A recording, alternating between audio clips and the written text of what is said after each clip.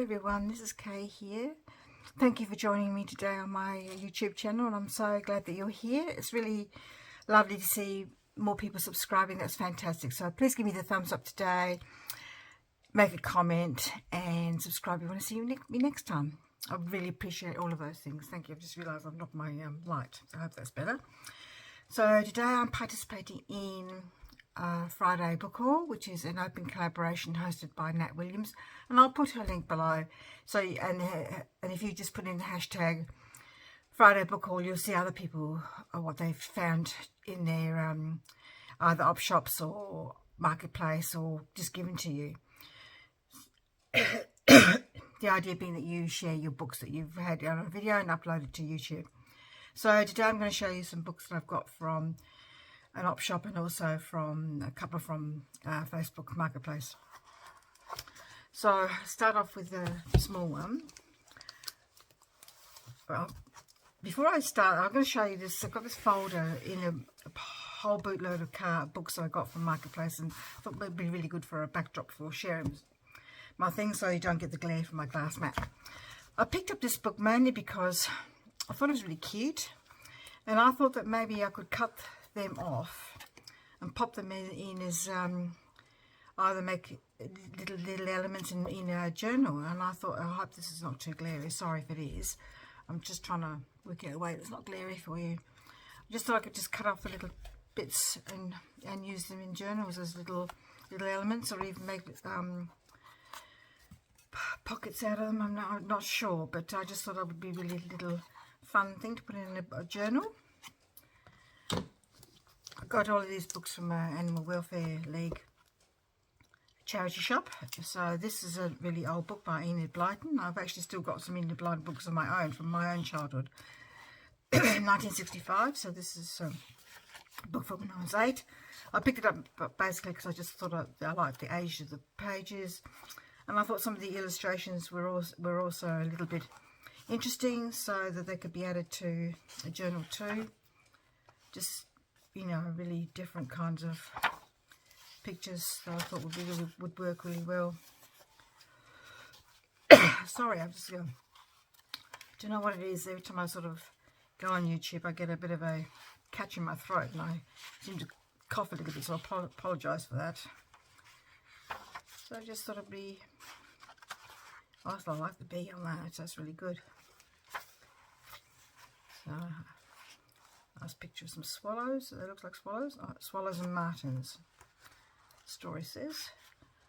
Not lots of illustrations, but look at that. That's really lovely. When I flicked through it in the op shop, I just thought some of the pictures were really lovely. And you know, they're not in colour. I just think that they would really add to a journal, make it different, lovely tags, especially like some of those ones I saw, make for a good botanical journal. Just really lovely. All the lovely buttercups in that picture. Oh, and the lovely butterflies. And when I saw that, that was one of the things that made me think, oh, I've got to get that. That's really lovely. Yeah, just really nice pictures. Typically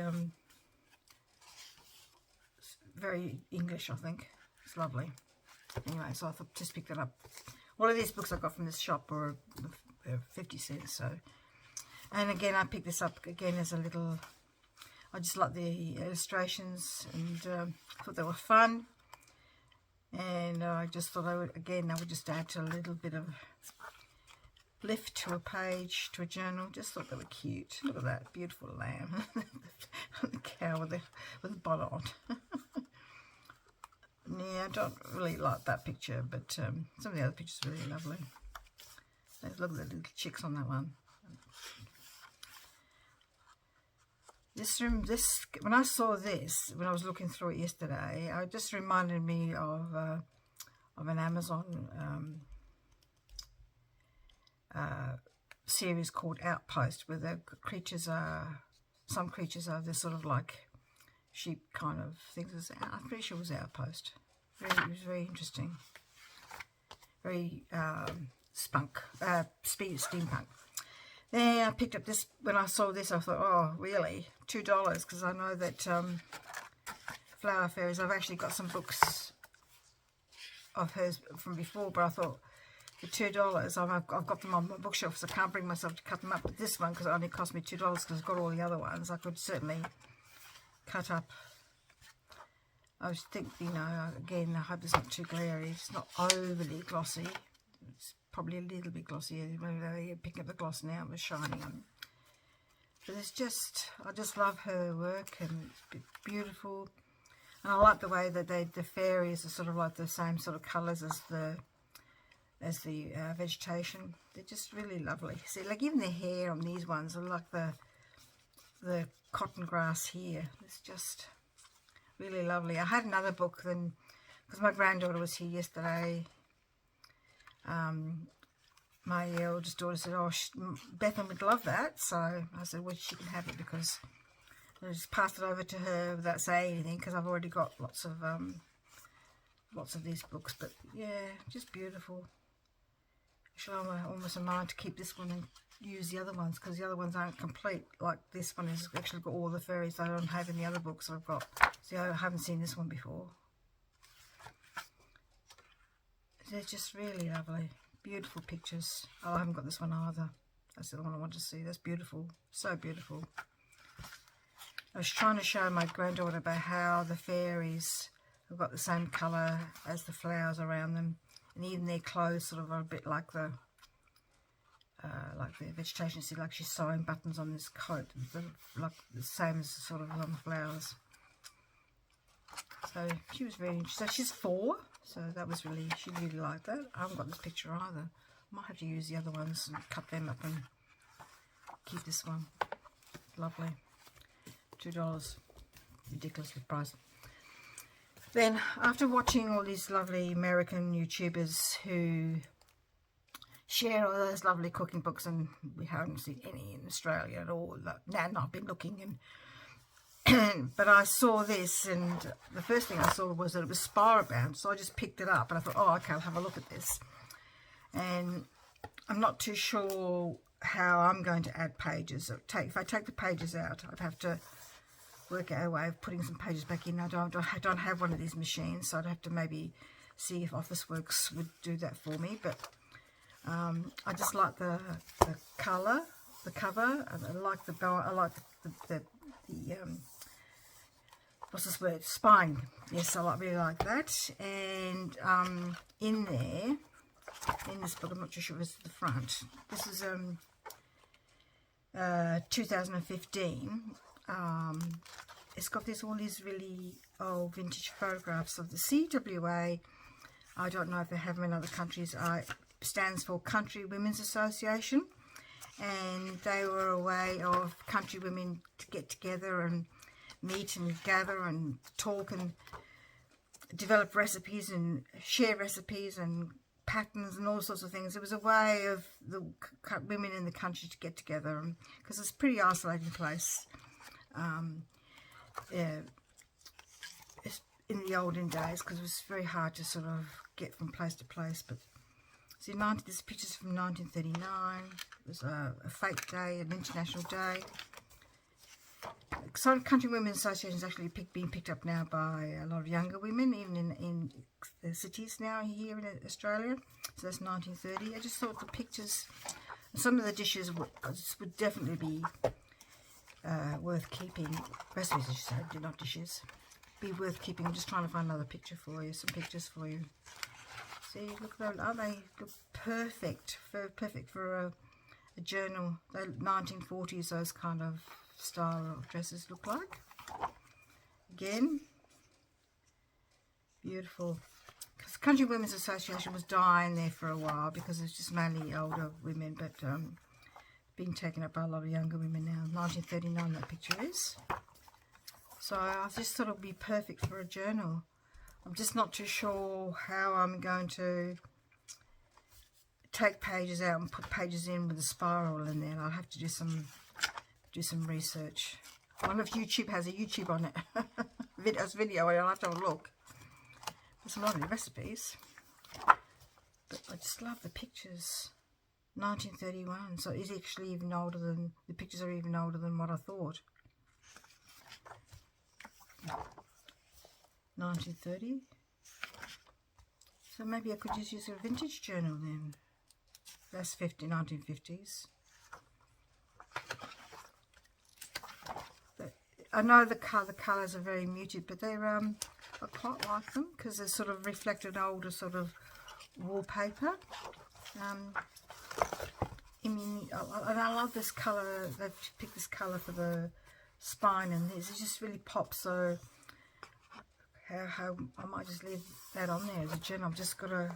I don't even know where they're yet. Oh, there's the start there. And I have worked with spines before, but I've only done them when I was working as a teacher. So I'm not too. And we had machines to help you, like devices to help you uncoil them and coil them back up again. So I don't know if Officeworks does that kind of thing. I'll have to find out. But that would be perfect, I reckon. And I also picked up this children's book by Colin Teeley, who was a well-known author in South Australia, and his book Storm Boy became a film, and they actually made a film recently about it as well. So I just picked this up because I like the pictures of the ducks. They are so lovely. And the watercolour backgrounds are just really lovely. I just thought they would be perfect in either just in any journal, a book about birds or a farm. I was actually thinking of a farm journal more than anything else. But it could even now be added to this Country Women's Association cookbook journal as well. They're just really lovely pictures. The Farmer Schultz, his name. And this is actually, I think, based on a story of a family around one of our rivers. Our rivers are not massive in Australia, in South Australia. We've got a few smaller rivers, and our biggest river is the River Murray, but it's nothing like the Rhine, or, you know, I've seen pictures of the Mississippi. They're nothing like that. But it's really lovely pictures. I thought they'd be really look at the ducks. Aren't they lovely? I've seen other YouTubers do that too. I think you just want to feel them, but you can't feel them. But it just makes you want to feel them. Beautiful colours, and that's what the colours of the native ducks are here. And the person who actually owned this book obviously did a drawing of the duck. Very clever of them.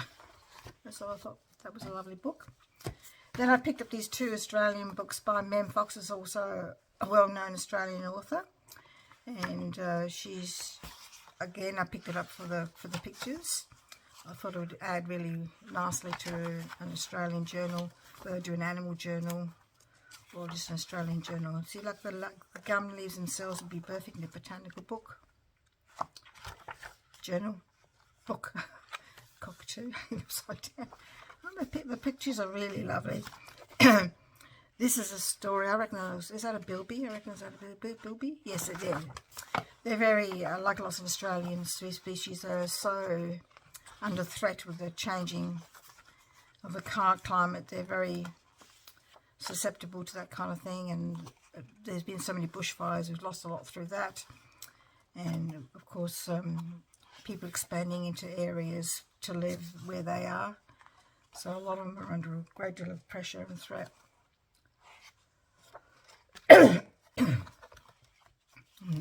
One of her famous stories is Koalaloo. And again, the illustrations are really lovely. The same person, Pamela Lofts. The lovely pictures. And look at this beautiful colours on that one. Just really lovely to make tags. That would be perfect as a little tag. Just gorgeous. Really lovely illustrations again. The bush Olympics. Look at all the creatures from the bush. Lots of them.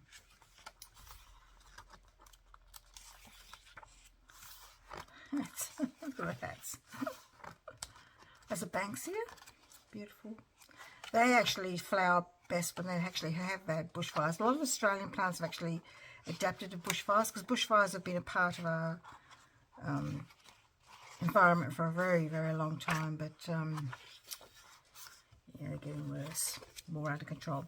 So those are the books I picked up from the op shop, and these other two books I picked up from Marketplace. Now, I looked at this book and I thought, oh, I'll get this book because it'll have something about spices, and it has got some really lovely pictures in here of herbs and spices, because a lot of spices do come from plants and from the bark of the trees or from the pods. And I seem to have a lot of herb books now, but could just certainly cut out the column and make it into a tag, use it as in just to create master boards with. And beautiful. I just thought the pictures were really lovely. So this is called The Complete Books of Herbs and Spices by Sarah Garland, and it's by Hodder and Stoughton, which is an Australian, based in Australia. Oh, but printed and bound in Hong Kong. So there you go. I think the revised edition 1993. So it's not that old, but I just liked the pictures. So I think this must be the 4th or 5th herb book that I've picked up now. I just like the pictures and the way they describe them. It's very hard to get a flower book like that. It just has the one plant and the description underneath it. I have seen people share them on YouTube, but I haven't seen one for myself. So just some other general pictures at the back. I just like the front pictures. Didn't put more recipes. That's a nice picture. Perhaps they use it as a background for maybe for a collage. Lovely. Lots of recipes. And it seems to be a lot of these herb books have got these recipes for drinks or potpourris, or to make things to use for, well, this is for use for washing and polishing. Oh, there you go. And to help with medicines for yourself, like upset stomachs and things like that. Recipes for herbal dyes. Oh, that could come in handy if I wanted to be bothered.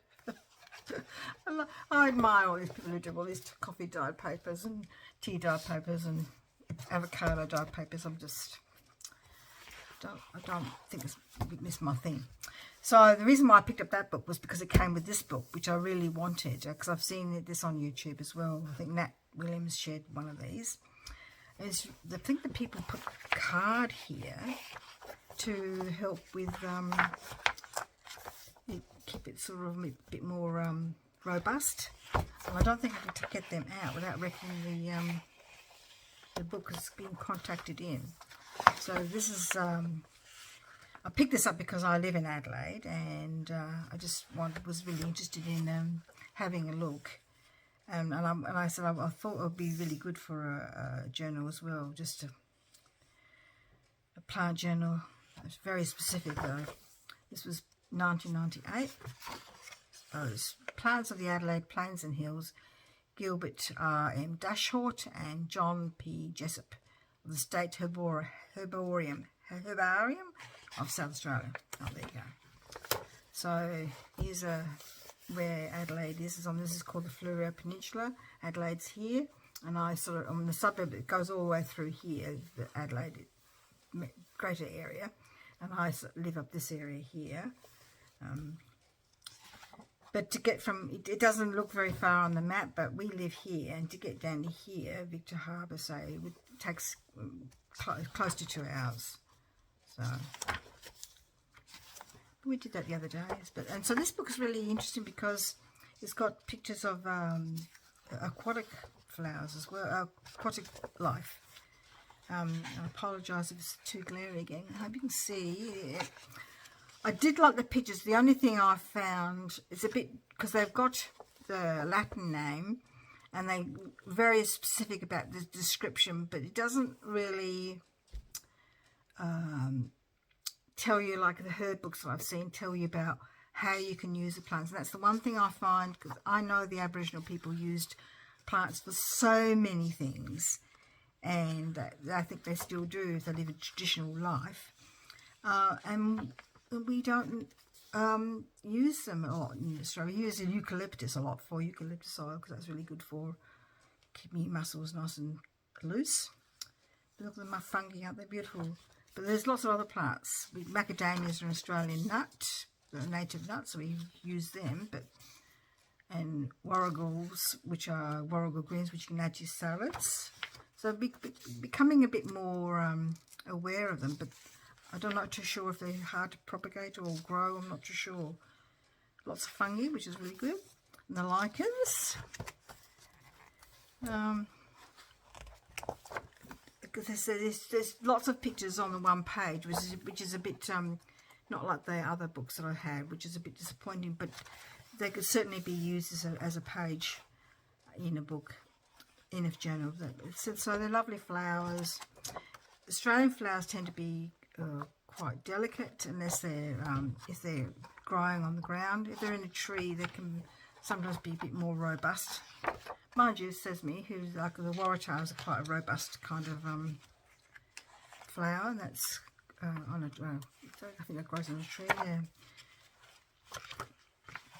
But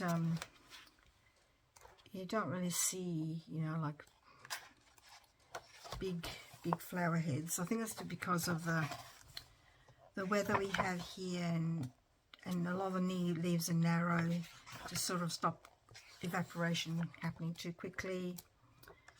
And I think it's the same for the wild. We don't have the massive, grubby, huge flowers so that they don't lose the moisture from them too quickly.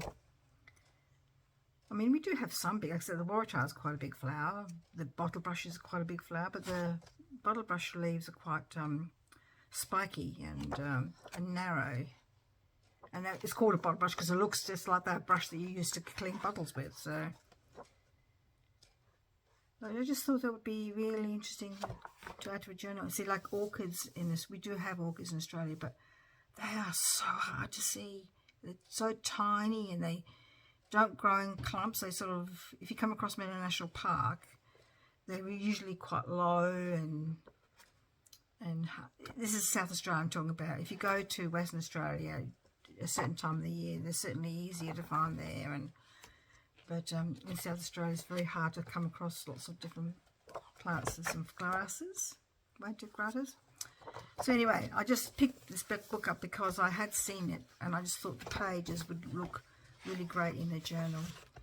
I'm just still looking for an Australian book that had for Flora that's sort of a bit like these ones here with just the one, and the description underneath it would be really good.